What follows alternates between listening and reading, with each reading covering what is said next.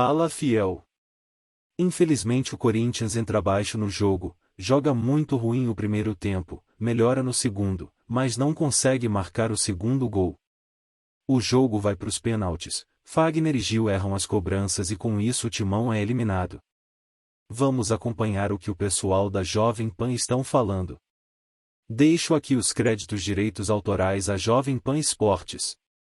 Não esqueça de se inscrever no canal e deixar o like.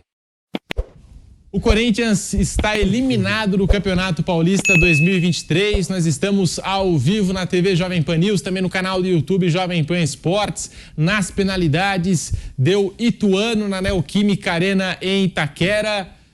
E aí, Mauro César, o que aconteceu com esse Corinthians? A gente projetava durante a semana o Corinthians com um adversário, digamos assim, mais acessível e no final das contas se complicou, saiu atrás do placar, conseguiu um empate ainda no primeiro tempo com o Paulinho, a disputa foi para os pênaltis e o Corinthians sai do Campeonato Paulista em casa, diante do seu torcedor na Neoquímica Arena para o Ituano. Mauro César. Pois é, estou vendo aqui, os últimos 7 jogos do Corinthians, 2 vitórias, né? Santo André e Mirassol, 2 times já eliminados. Teve uma boa atuação até contra o Palmeiras, mas quase perdeu, né? Escapou da derrota no final. O jogo com o Santos foi um jogo legal, mas estamos falando de um Santos que não é muito bem, não é um bom parâmetro, né? O Santos foi eliminado também na fase de classificação do campeonato. E, bem, acho que esse resultado, essa atuação de hoje, né? O Flávio já falou, né? A falta que faz o Renato Augusto, a dependência desse jogador, que é o jogador que não só cria, como ele comanda as ações, ele faz o time funcionar. Sem ele, o Corinthians realmente sofre bastante e hoje acaba tendo essa eliminação. Acho que os problemas do Corinthians, nos últimos tempos, eles ficam tanto quanto ofuscados pela obsessão pelo Vitor Pereira. Só se fala do Vitor Pereira. Jogadores que perderam o pênalti hoje vivem falando do Vitor Pereira. Deve ser culpa do Vitor Pereira. Eu tô achando que foi ele que treinou esses caras para bater pênalti, treinou mal e perdeu. Porque perdeu no Flamengo. Era ele o tempo. Perdeu de novo, ainda deve ser o efeito Vitor Pereira. Gente, o Corinthians tem que encarar os seus problemas, no campo e fora dele. É uma equipe que está com um jovem treinador, muitos jogadores já com muito tempo de casa, talvez precisando de algumas mudanças, de arejar um pouco, mas não tem dinheiro, aí tem um problema financeiro, que a maioria, boa parte da torcida não gosta que fale, prefere fechar os olhos. Ontem, aliás, quem não viu, veja não foi entrevista, foi no final da entrevista, foi o desabafo do Paulo Pesolano, uruguaio, técnico do Cruzeiro, depois da derrota para o América, o Cruzeiro jogando lá na Arena do Jacaré, como mandante, perdeu por 2-0, está com um pé fora do Campeonato Mineiro, e ele falando da dificuldade do Cruzeiro. E aí você olha para trás e pensa, valeram aquelas 2 Copas do Brasil, o Cruzeiro esfacelou todo, até hoje, mesmo com o SAF, Ronaldo, essa coisa toda, a dificuldade é muito grande. O Corinthians precisa olhar para os seus problemas, na gestão, nas finanças e no campo, porque tudo vai desembocar no campo. Então você tem muitos investimentos caros para um clube nessa situação, alguns jogadores que já estão, de repente, numa fase que já poderiam ter saído do clube, hora de repente renovar.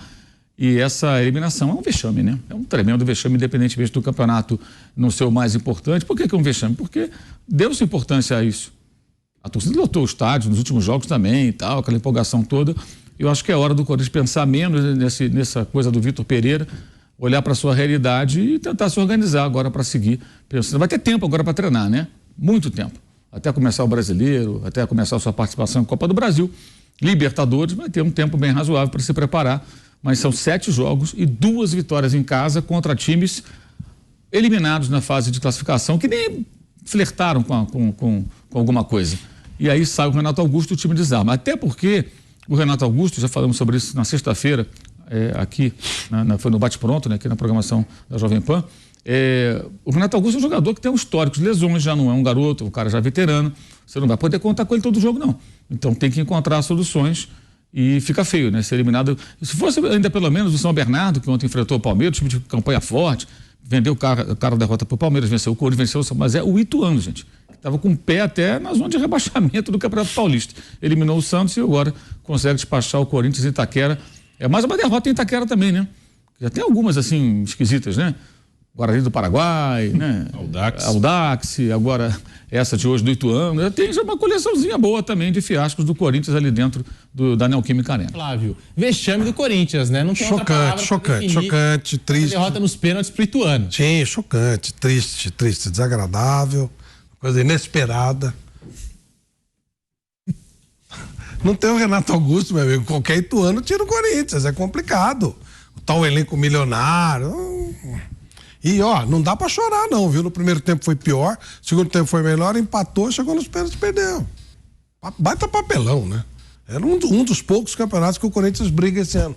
Não passou dessa fase, já ficou em quartas de final. Olha, caprichou, viu? E o Ituano que brigou pra não cair até a última rodada.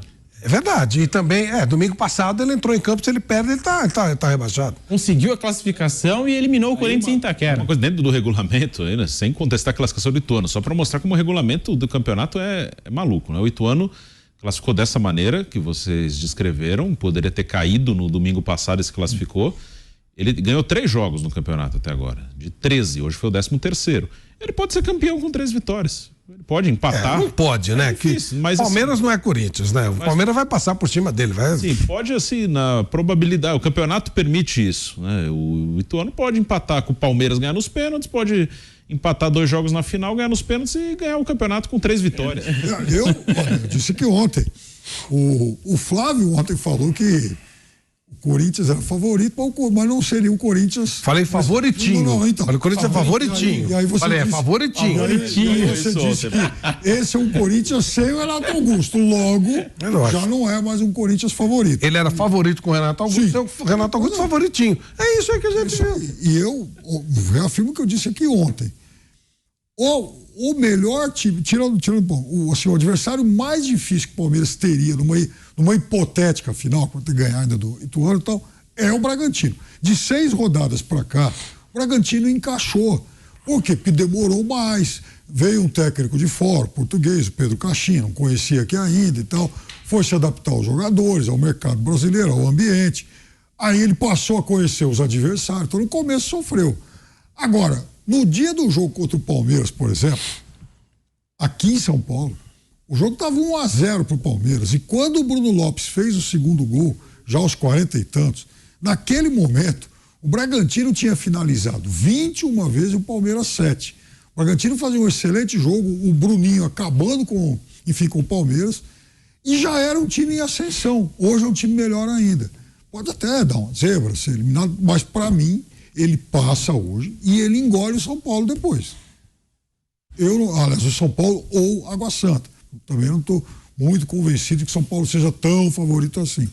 Então, para mim, a final mais lógica hoje seria Palmeiras e Bragantino. É sério? Muito sério. A gente só vai ter um grande de São Paulo na final? Eu não sei. Aqui historicamente grande, só um, de fato. O Flávio coloca o Bragantino na frente do São Paulo. Eu acho que no campeonato. Então, falei que em 10 anos e falo de novo, será mesmo. Você viu a estrutura que eles. Você viu o que o Bragantino fez com o Palmeiras essa semana? O Palmeiras demonstrou interesse pelo Arthur. Aí o Palmeiras falou assim que pagaria 12 milhões de euros ou qualquer coisa assim e daria aquele menino Matheus Fernandes como parte do pagamento. O que fez o Red Bull? Não só não vendeu o Arthur, como comprou o Matheus Fernandes. O São Paulo faria isso? São Paulo faria isso? Não dá. É outro mundo, gente. É outra coisa. Eu acho que pro Campeonato Brasileiro, que é uma maratona, 38 rodadas e tal, eu acho que o Bragantino tem mais condição do que o São Paulo de chegar, por exemplo, no G6. Como, aliás, ele fez 2 anos atrás. É que teve o Barbieri, né? Que o Barbieri atrapalhou. Nossa Senhora.